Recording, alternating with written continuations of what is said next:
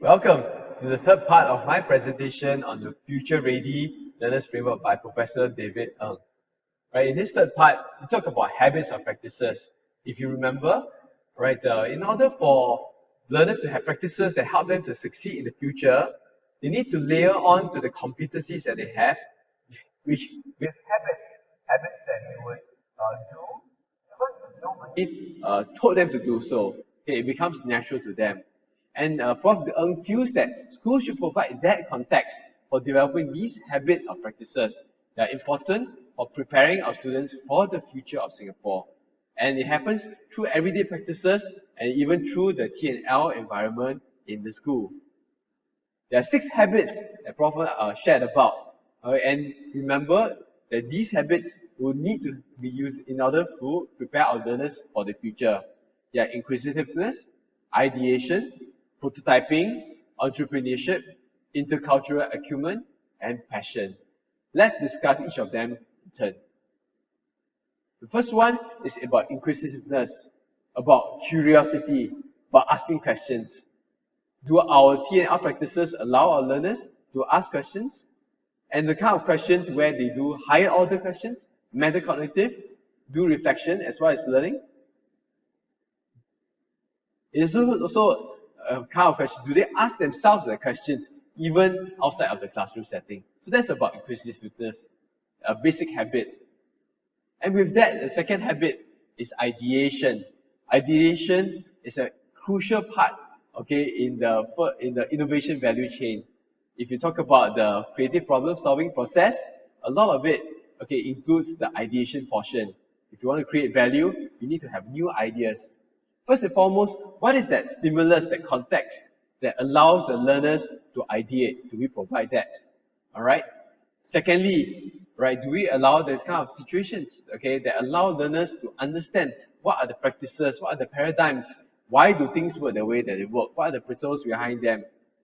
All right, and the so-called the status quo. Thirdly, do you allow them a chance, right, to reframe the status quo and to challenge the status quo? Fourth, do our learners have a range of repertoire or approaches that they use to come up with new ideas?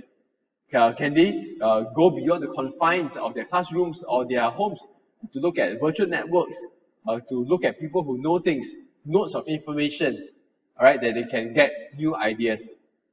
And fifth, are our learners comfortable getting to in the face of doing data? Increasingly, more and more so, data getting bigger.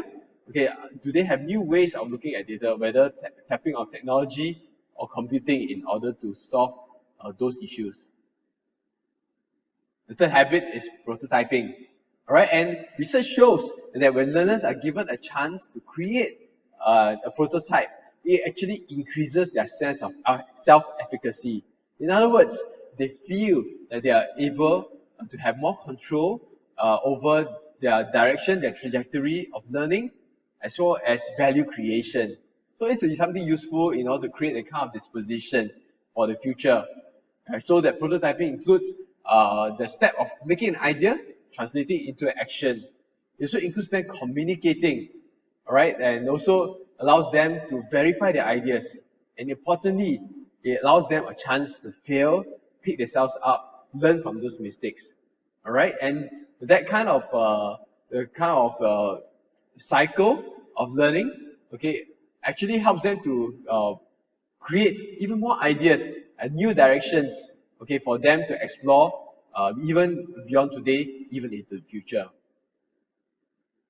The fourth habit is entrepreneurship. All right, and it is about having that motivation to solve the problems of the day through new products and services. All right, so an entrepreneur, right, or one who is practicing that kind of habit is able to look at two different things, separate opportunities, separate fields of knowledge, and try to put them together, try to integrate and see that what if you did things to connect them. All right, and you see, I mean, the Grab platform, what is it trying to do? It's trying to connect people, okay, as well as providers, okay, as an example.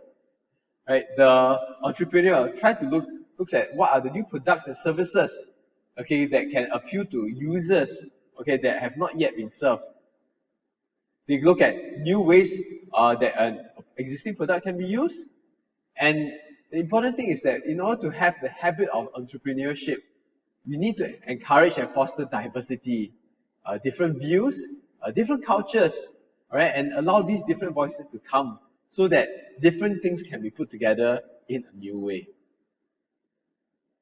The fifth habit is intercultural acumen. Right? So realizing the social trajectory of a context, right?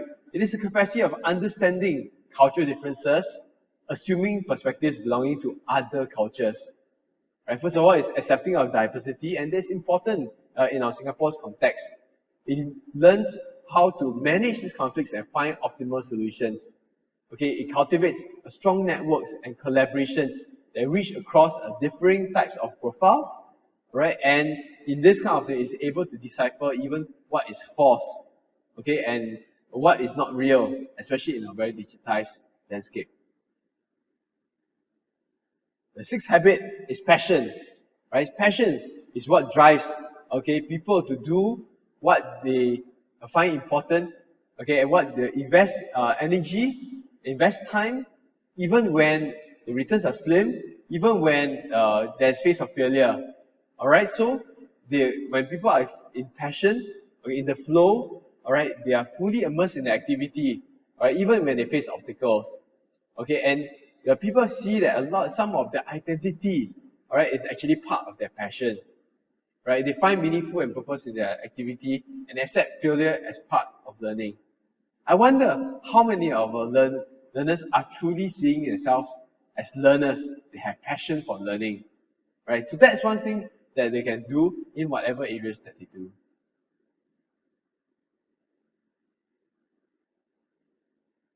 Finally, right, in nurturing learners who are truly lifelong, life deep, and life-wide learners, right, Prof. Ng feels that the school environment and the teaching and learning practice must shift, right? So we have a lot of things, but it's a bit of shifting to foster the beneficial habits or practices in learners so that they will actively contribute to a sustainable future.